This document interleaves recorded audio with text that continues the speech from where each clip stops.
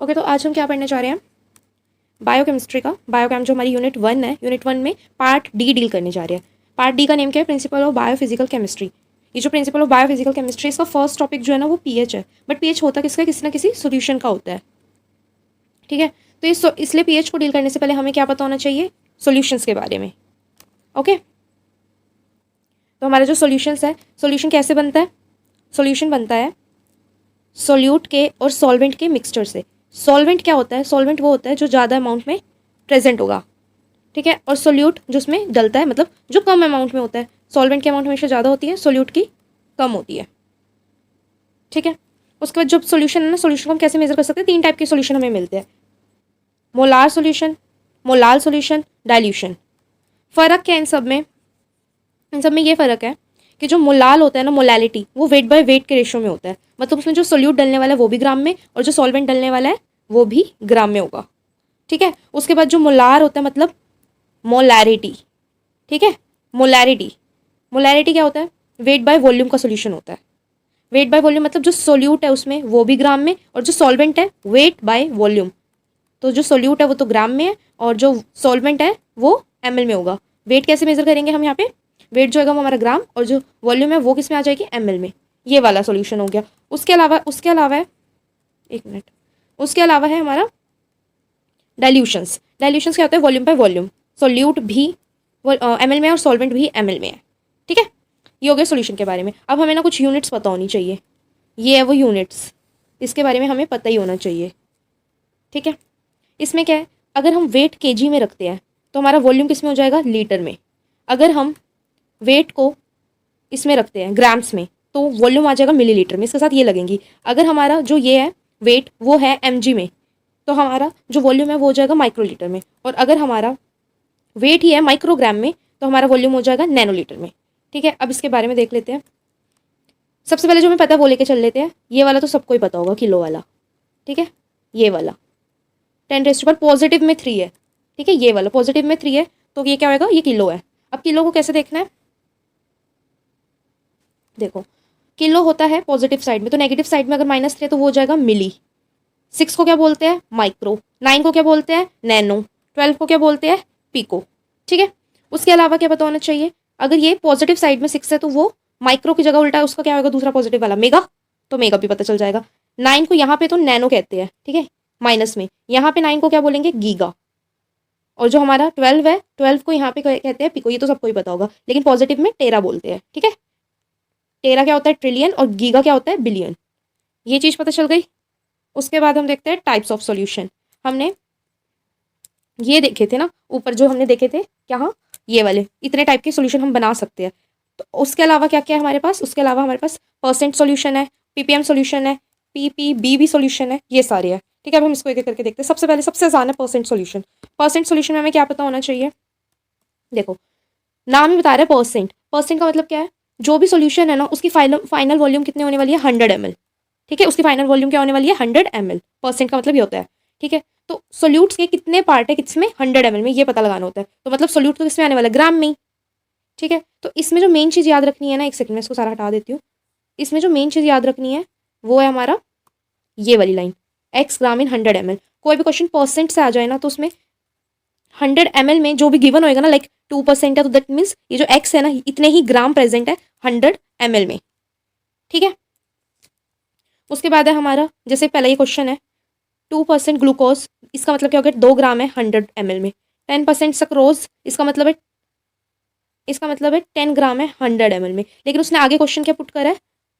उसने आगे पूछ लिया है कि 10% सक्रोज बताना है कितने में? 10% सक्रोज का सोल्यूशन है, तो 20 ml में कितना ग्राम है? तो हम पहले 10% का निकालते हैं। 10% अगर दे रखा है तो इसका मतलब है 10 ग्राम है किसमें? 100 ml में।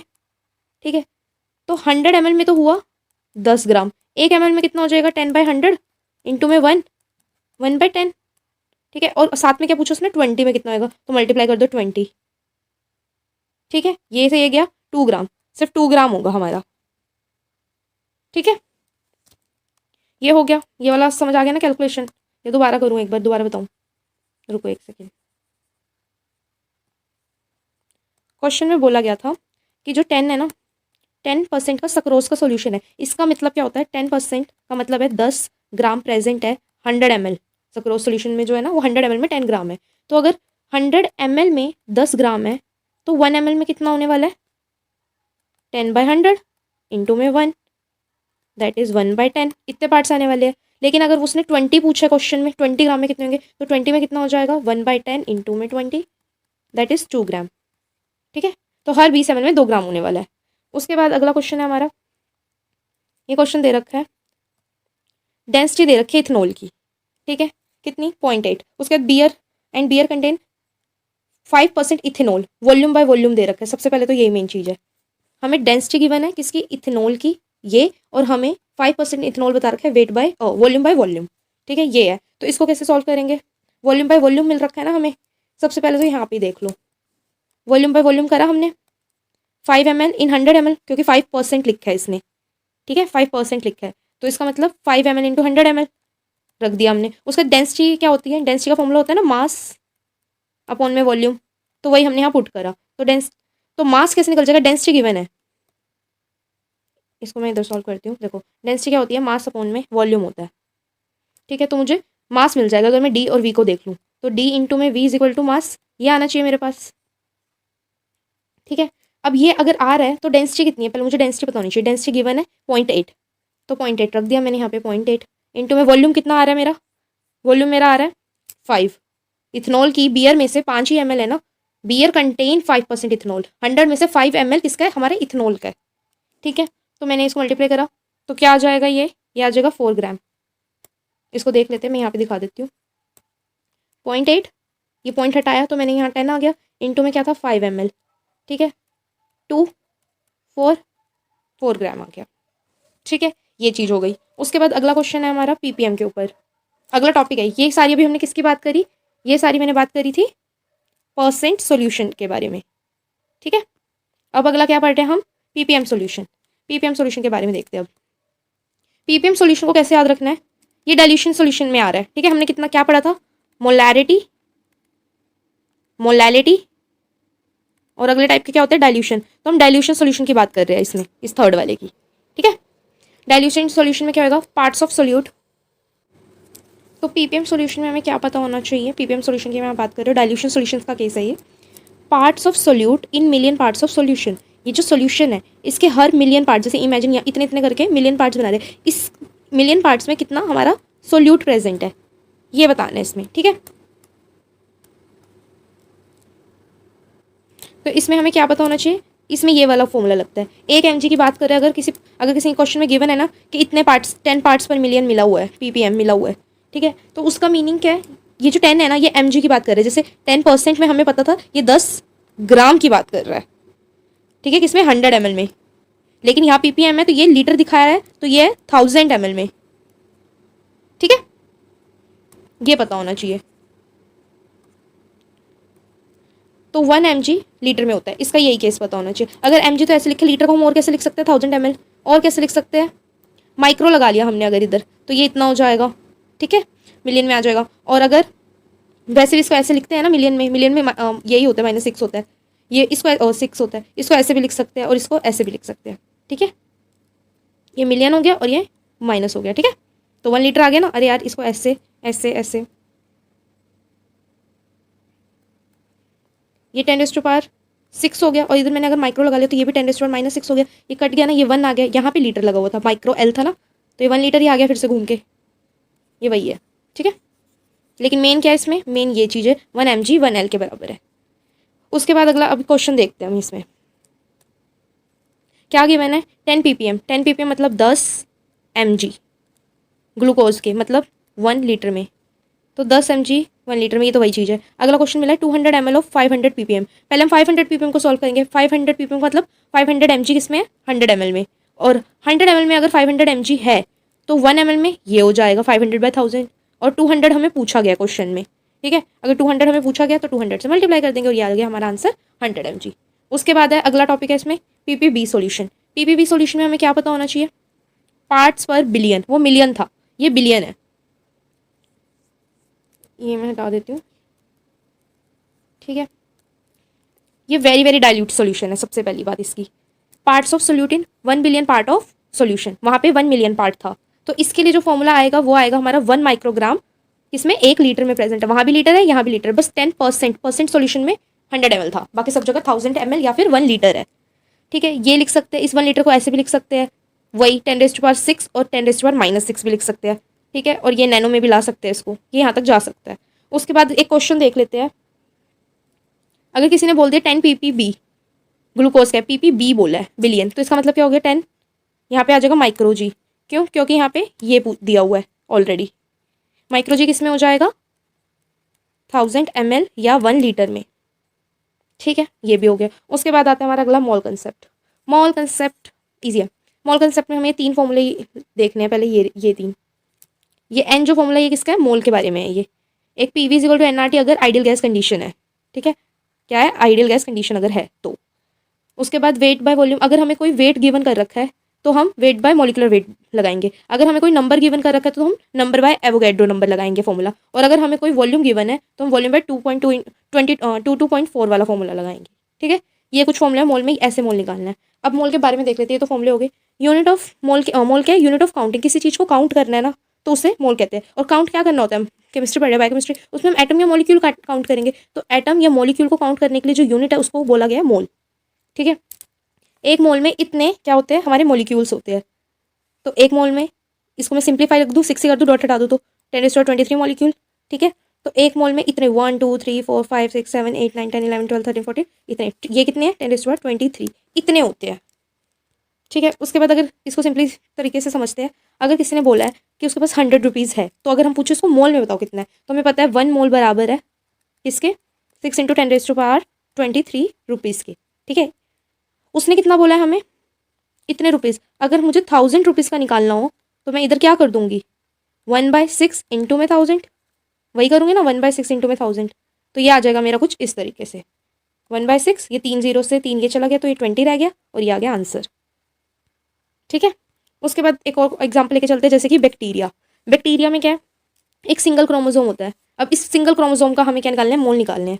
हमें पता है इतने क्रोमोजोम होंगे ना, 6 × 10⁻23, तब जाके क्या बनेगा, एक मोल बनेगा। तो एक क्रोमोजोम के लिए मुझे क्या निकालना पड़ेगा, 1/6 × 10⁻25, और ये वापस से वही आ गया। और इसको मैं और कैसे लिख सकती हूँ, 1.6 को मैं चेंज करके क्या लिख सकती हूँ,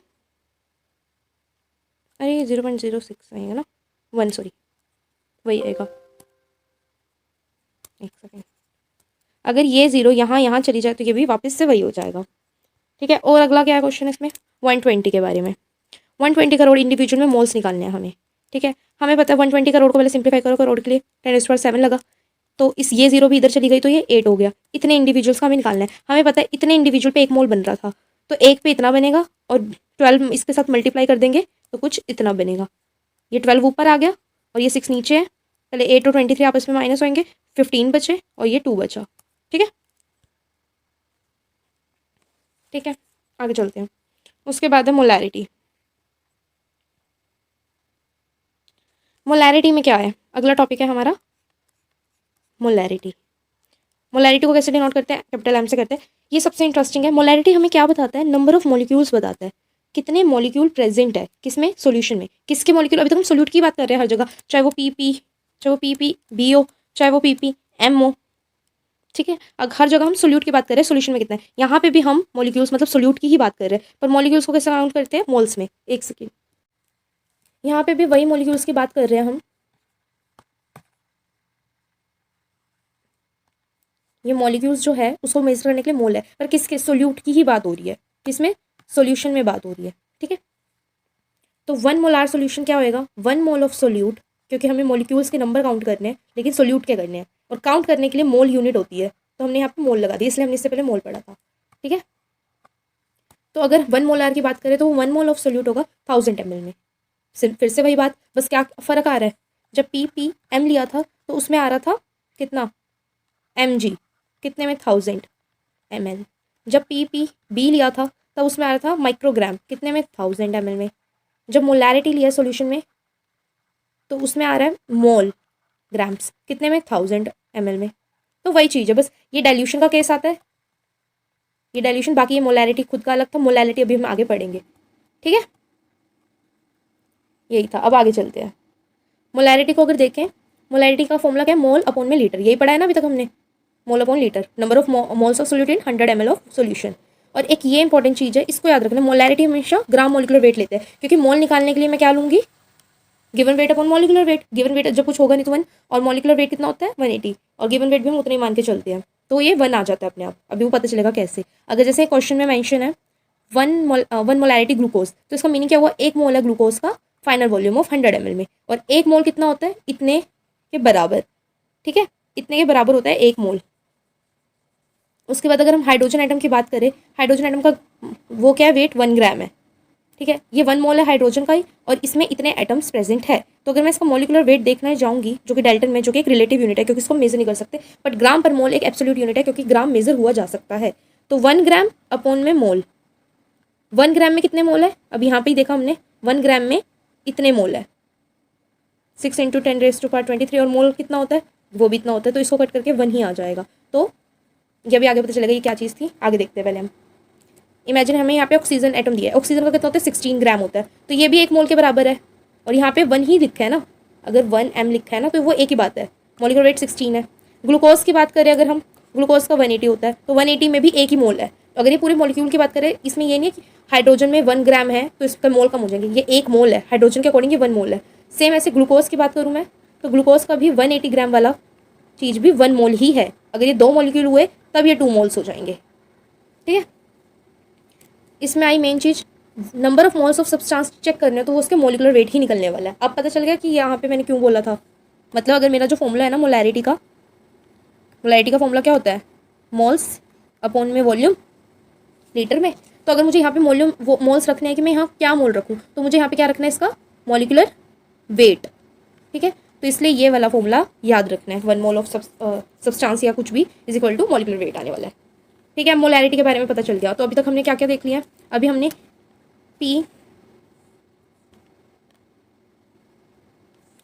PPM देख लिया, PPB देख लिया, मोलैरिटी भी देख ली, और परसेंट सॉल्यूशन भी देख लिया। इसके अंदर खास बात थी 100 ml, ग्राम्स इन 100 ml, इसमें खास बात थी mg, इसमें खास बात थी माइक्रोग्राम, इन सब में क्या खास बात थी, ये थे डिल्यूशंस, ये मोलैरिटी, इसमें क्या खास बात है, जो मोल होने वाला है ना हमारा वो मॉलिक्यूलर वेट, ये वाला पॉइंट याद रखना है, ठीक है। अब हम चलते हैं इसके क्वेश्चन पे।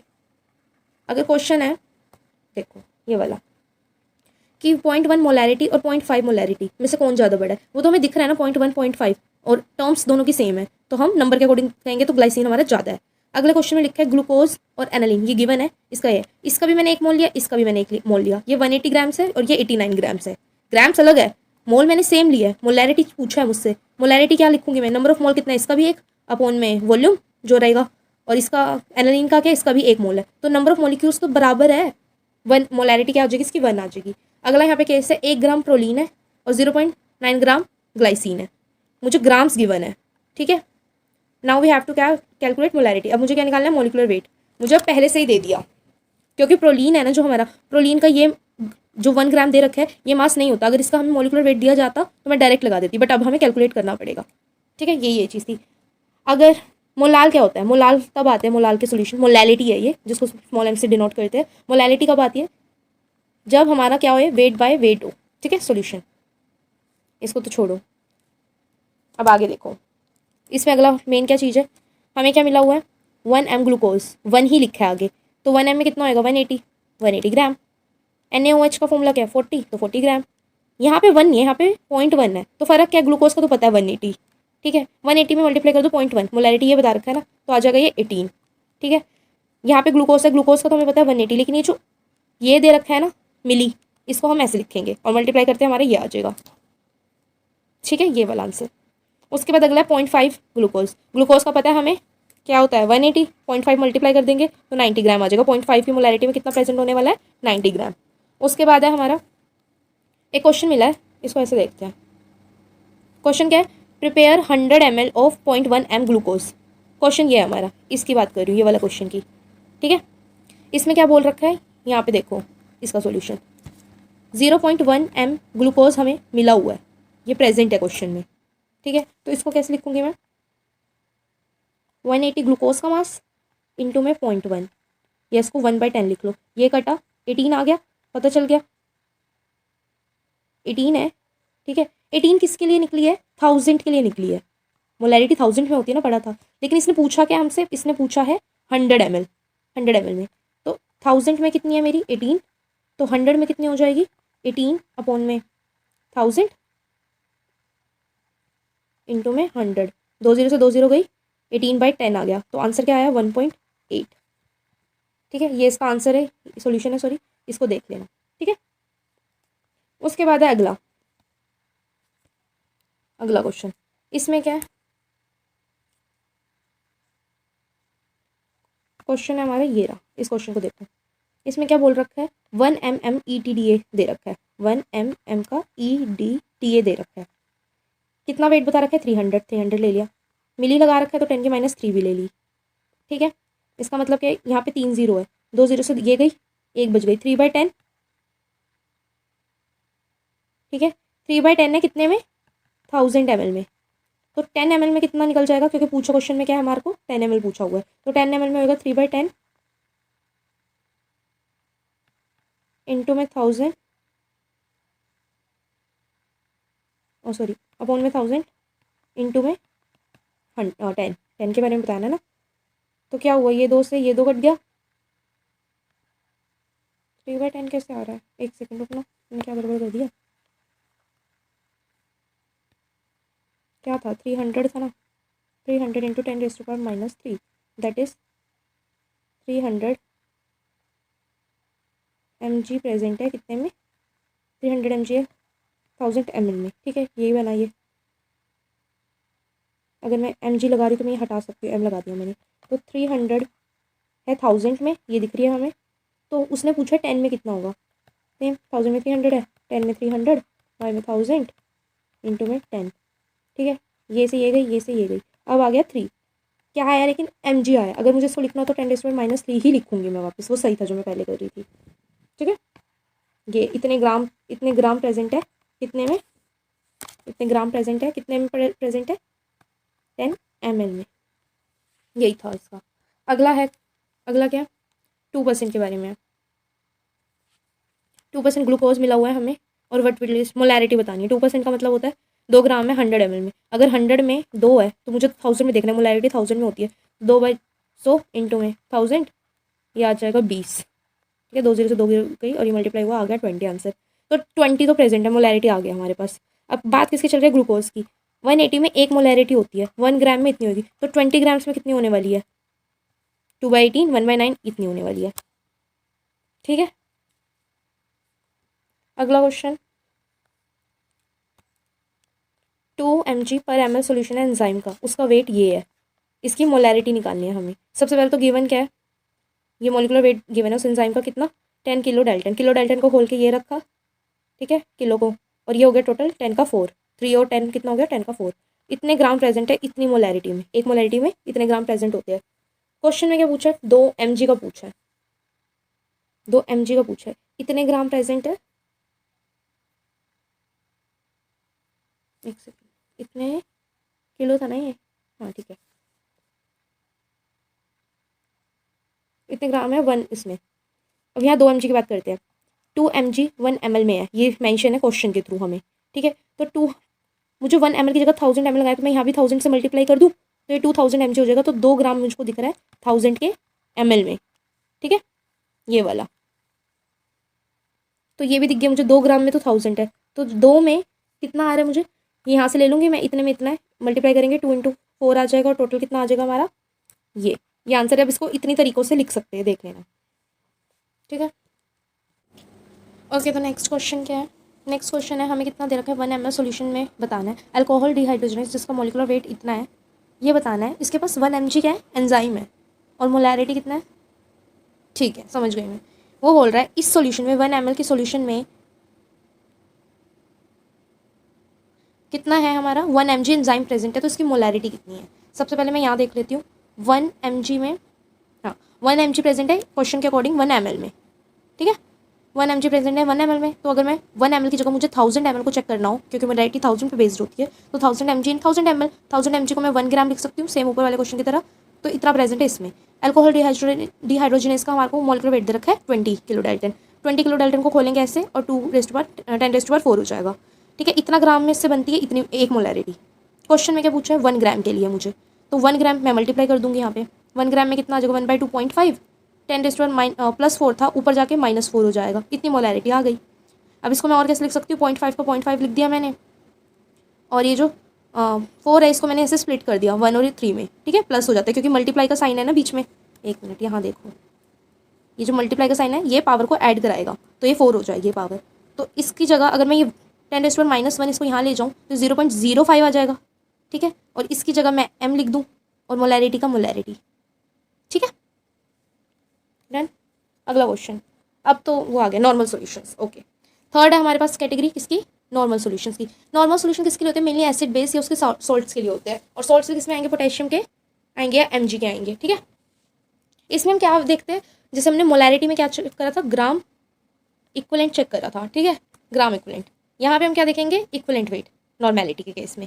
तो अगर मैं यहाँ पे देखूँ 1 मोलैरिटी मैंने HCl लिया है और 0.5 मोलैरिटी मैंने H2SO4 लिया है, मोलैरिटी अलग है, लेकिन इसका जो सोल्यूशन बना है वो 1 नॉर्मल और 1 नॉर्मल ही बना है, नॉर्मेलिटी बराबर है। कैसे, इसी चीज़ को बोलते हैं ग्राम इक्वलेंट। कैसे आएगा ये देखो, एक मिनट, नॉर्मेलिटी कैसे काउंट होने वाली है। अगर HCl डिसोसिएट होएगा, एसिड या बेस, एसिड है ये, ठीक है, तो ये H पॉजिटिव और Cl नेगेटिव में डिसोसिएट होने वाला है। तो एक H पॉजिटिव मिल रहा है मुझे, तो मैं ये जो मिल रहा है ना इसको एसिडिटी या क्या कहेंगे इसको, बेसिसिटी।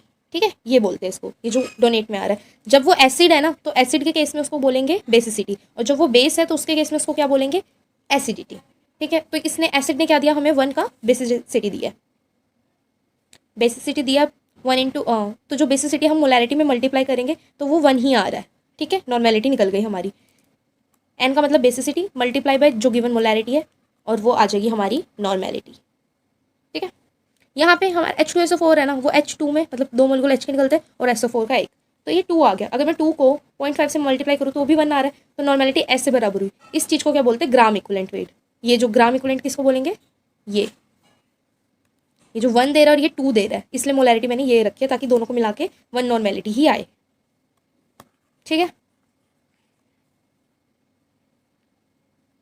उसके बाद हम वहाँ पे हमने याद करा था इस वाले फॉर्मूले में क्या याद रखा था हमने, यहाँ पे मोलैरिटी के केस में ग्राम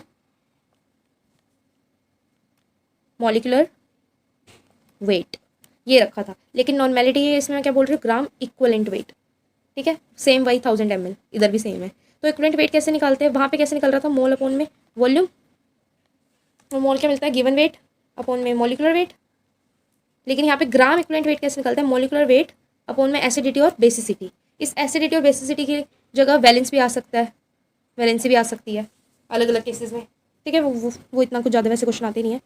तो ओके, अगर मैं चेक पहले क्वेश्चन को देख के समझते हैं इसको। 1 नॉर्मल HCl सॉल्यूशन दे रखा है, ठीक है, जिसका मॉलिक्यूलर वेट 36.5 है, इतना दे रखा है। इक्विवेलेंट वेट कितना होने वाला है, 36.5। मॉलिक्यूलर वेट क्या दिख रहा है, HCl में से H आएगा सिर्फ, तो 1 हो गया। ठीक है, सेम आ गया। तो इसकी मोलैरिटी भी यही थी, इसकी वो भी यही है। अगर मैं यहाँ पे HCl दे दूँ, HCl 1 m दे दूँ, तो वो कितना बनेगा, क्या निकल के आएगा, वो 36.5 इन 1000 ml यही आने वाला है। और 1 नॉर्मल दे दिया HCl, तो भी वो यही आ रहा है ना,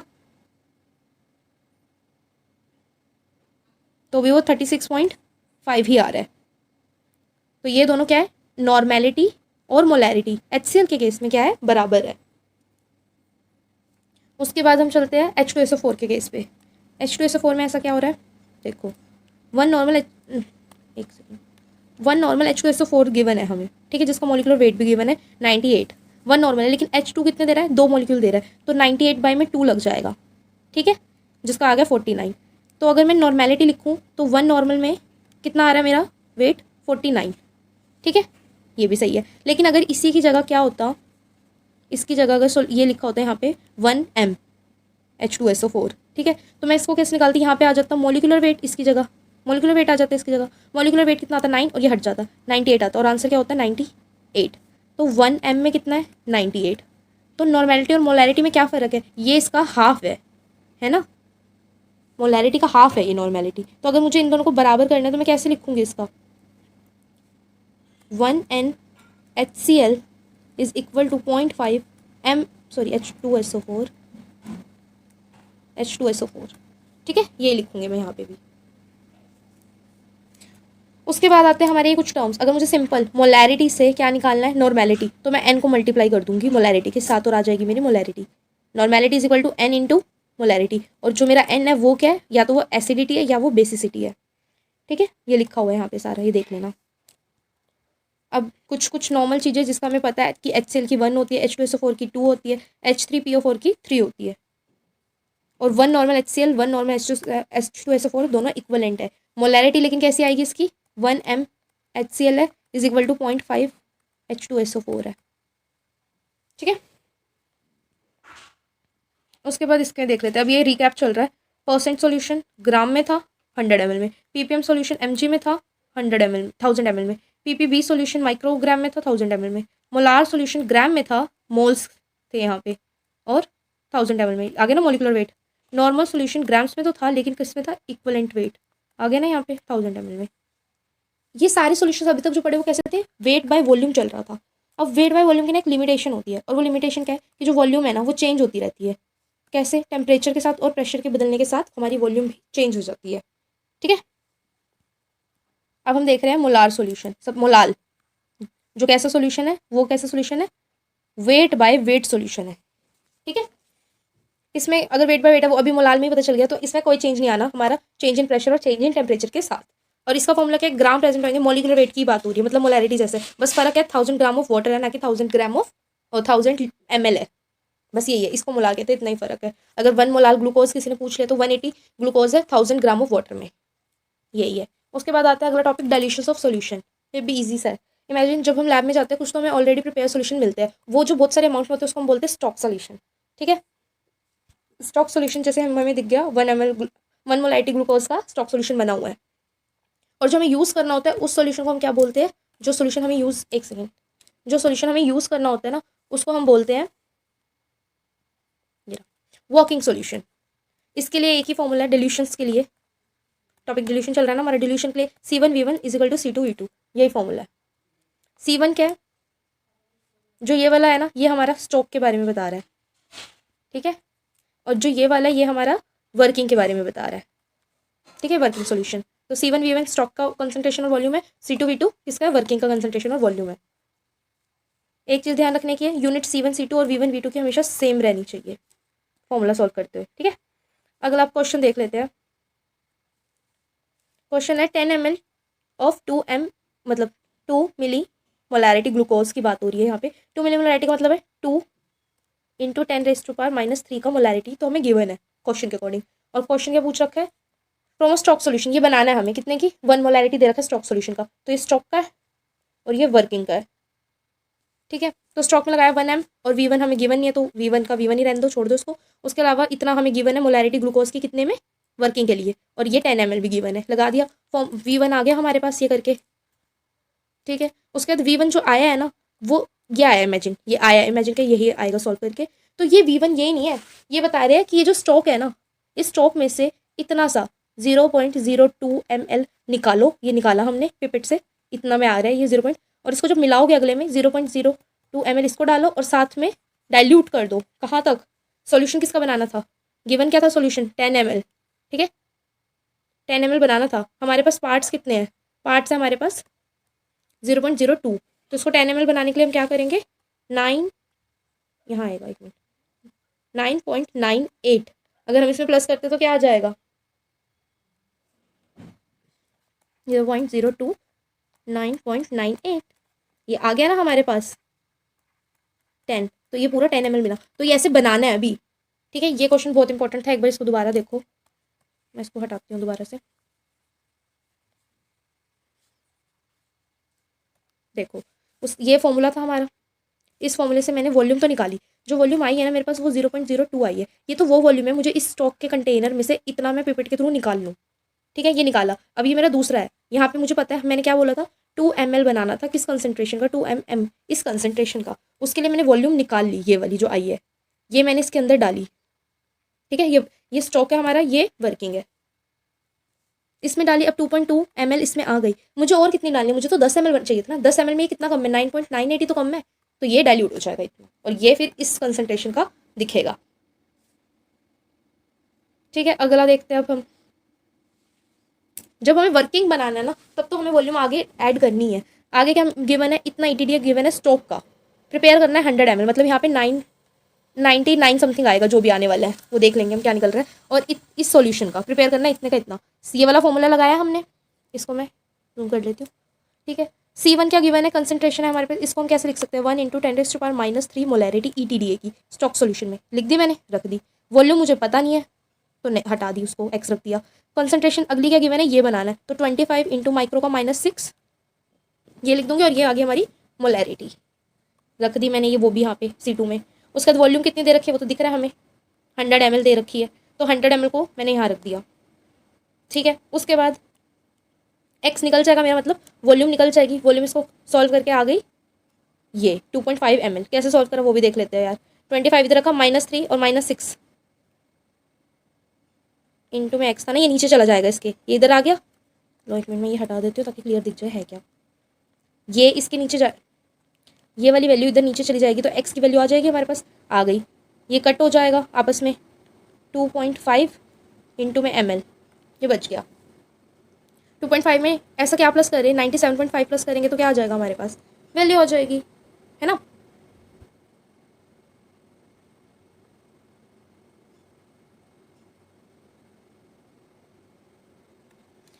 ओके, ये हो गया टोटल।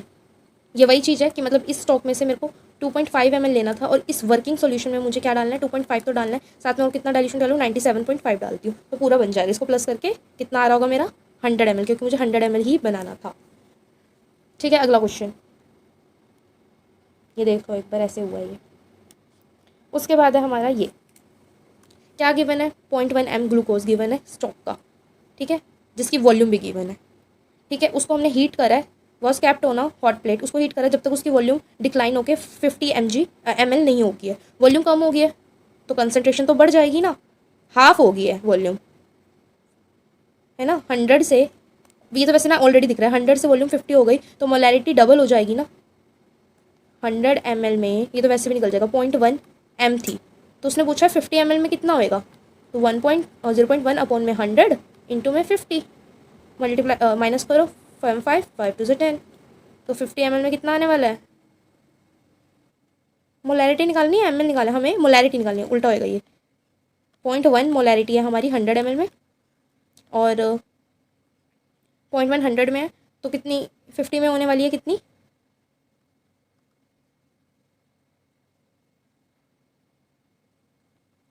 हाँ यही आ रहा है, 0.2 ही आएगा, ठीक है। 2 नीचे आ गया ना, 0.1 था, 1/10 करो इसको, तो 0.2 ही आ रहा है ये,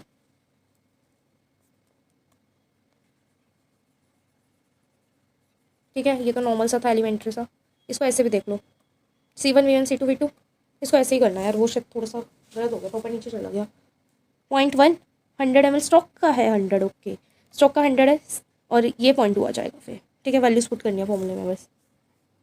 अगला क्वेश्चन है, you need 20 ml of 10 mm glucose from 1 m stock solution. यहाँ पे तो हमें वो दे दिया है, क्या कहते हैं, एक की कंसनट्रेशन दे दी है, वॉल्यूम नहीं पता, और क्या बनाना है 20 ml बनाना है वो दे दिया, और कंसनट्रेशन दे दिया क्या बनानी है, ठीक है। वॉल्यूम निकल जाएगी, वॉल्यूम निकल गई, 0.2 वॉल्यूम निकली है। क्वेश्चन में क्या मेंशन था, क्वेश्चन में मेंशन था 10 mm का 20 ml बनाना है, 0.2 ये रहा, तो 20 ml बनाने में 19.8 लगना है, तो इतना हमने डाइल्यूट कर दिया उसे, और बस। तो अब हम एक बार देख लेते हैं, एक सेकेंड,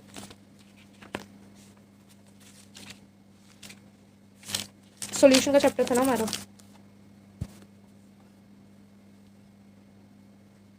तो सबसे पहले सॉल्यूशंस में हमें क्या याद रखना था, यूनिट्स के बारे में, वो टेरा गीगा नैनो पिको था ना, वो वाला टॉपिक याद रखना है। उसके अलावा हमें परसेंट सॉल्यूशन में क्या याद रखना है, x gram in 100 ml, that is x percentage, अगर क्वेश्चन ऐसे आ जाए। उसके अलावा मुझे PPM याद रखना है, 1 ml mg 1 लीटर में, दैट इज़ 1 ppm, ठीक है। उसके अलावा एक सेकेंड, उसके अलावा क्या याद रखना है, ppb, that is 1 microgram 1 litre में, जो बन जाएगा 1 ppb। उसके अलावा मोल कंसेप्ट जब चलेगा, मोल में क्या याद रखनी थी, 4 चीज़ें, वेट अपॉन में मॉलिकुलर वेट, अगला फॉर्मूला है नंबर अपॉन में एवोगैड्रो नंबर, इसके अगला फॉर्मूला है 1 लीटर नहीं, लीटर वॉल्यूम मतलब वॉल्यूम अपॉन में 22.4, और इसके अलावा है गैस के लिए, आइडियल गैसेस के लिए P V is equal to N, तो हर जगह एन तो मोल होता है RT। ठीक है, ये फॉर्मूले। उसके अलावा मोलैरिटी अगर पूछ लिया जाए, मोलैरिटी में क्या पता होना चाहिए हमें? मोलैरिटी में हमें पता होना चाहिए ग्राम मोलिकुलर वेट प्रेजेंट है 1 लीटर में, तब वो बनेगा 1 m। अगर इसी की जगह मोलैलिटी होता तब मैं उसे बोलती ग्राम, सेम मोलिकुलर वेट 1000 ग्राम्स में, वो होएगा 1 m। इसकी जगह अगर नॉर्मेलिटी होता तो मैं ग्राम इक्वलेंट बोलती 1 लीटर में, और वो हो जाता 1n। यहाँ पे एक चीज़ और बताने वाली है, वो क्या है? n को अगर m के साथ मल्टीप्लाई करोगे तो हमें मिल जाएगा n। ठीक है, एसिडिटी या बेसिडिटी। उसके अलावा फिर से मोलार सॉल्यूशन हो गया था। फिर डिल्यूशंस में क्या पता होना चाहिए? डिल्यूशन में पता होना चाहिए C1V1 is equal to C2V2 plus यहाँ पे टिप पॉइंट क्या है कि अगर हम स्टॉक सॉल्यूशन की वॉल्यूम, स्टॉक की वॉल्यूम निकाल रहे हैं ना V1, अगर इसको हम आइडेंटिफाई कर रहे हैं तो इससे हमें वर्किंग बनाना है। स्टॉक तो हमने पता लगा लिया कितना निकालना है स्टॉक में से, तो जो वर्किंग बनाना है ना उसमें उतना ऐड हो जाएगा जो गिवन क्या है, गिवन वॉल्यूम है, कितनी की बनानी है वो ऐड कर देना, जो भी V2 निकलेगा।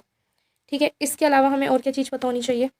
एक तो मास कभी कभी मेंशन है, तो कार्बन का 12, हाइड्रोजन का 1, नाइट्रोजन का 14, ऑक्सीजन का 16, H2SO4 का 98, सल्फर का 32, फॉस्फोरस का 30, सोडियम का 23, क्लोरीन का ये रहा, क्लोरीन का 35.5। ठीक है, उसके अलावा क्या आ जाएगा? अब ये जो मॉलिक्यूल्स है, HCl का कितना होता है 35.5, तो क्लोरीन का ये 36.5, हाइड्रोजन का जुड़ गया। H2O का सबको पता है 18, इथनॉल का 46, ग्लूकोज का 180, C6H12O6 का ये तो हो गया ना अपना ग्लूकोज, इधर का NaOH का कितना होता है 40, और NaCl का 58.5। ठीक है, ये है, मैं ये वाली लिस्ट बता दूंगी, जो शॉर्ट नोट है ना ये लास्ट के। ठीक है, ये सारा एक शॉर्ट नोट में है, सॉल्यूशन में यूनिट्स ये सब के बारे में लिखा हुआ है। ये मोल का, ये मोलैरिटी का, ये नॉर्मेलिटी, मोलैलिटी, डिल्यूशंस, और ये उनके बारे में। ठीक है, ये चार्ट देख लेना एक बार। ठीक,